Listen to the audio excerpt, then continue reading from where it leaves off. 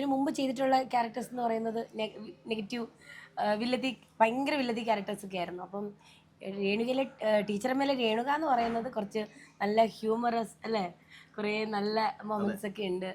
പക്കാ വില്ലത്തി അങ്ങനെയൊന്നും അല്ല. അതേ പറഞ്ഞ ഏറ്റവും നല്ലൊരു, എനിക്ക് തോന്നുന്നു ഇതിനകത്ത് ഞാൻ ഏറ്റവും കൂടുതൽ കോമ്പിനേഷൻ സീൻസും അതുപോലെ തന്നെ കൂടുതൽ എൻ്റർടൈനിങ് ആയിട്ട് ചെയ്തുകൊണ്ടിരിക്കുന്ന ഞങ്ങൾ രണ്ടുപേരും നമ്മളുടെ ഒരു കോംബോ ആണ്. അത് ഒരുപാട് പേർക്ക് ഇഷ്ടമാണെന്ന് പറയാറുണ്ട്.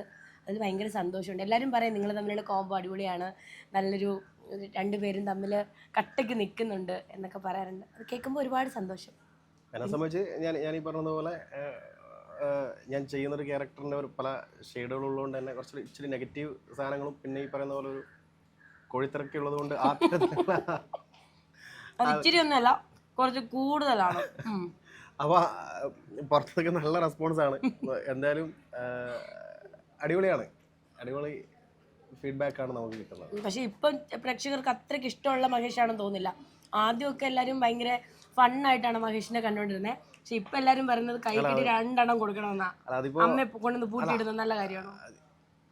നിങ്ങളല്ലേ മനുഷ്യ അമ്മയെ കൊണ്ടുവന്ന് പൂട്ടിയിടുന്നത്? അതെ, പൂട്ടിയിട്ടതാണ്, അത് ശരിയാണ്. പക്ഷെ അങ്ങനെയല്ല, എന്താ അറിയോ, പറയട്ടെ, അത് സ്വന്തം പെണ്ണുമ്പോഴോട് പോലും പറയാതെ.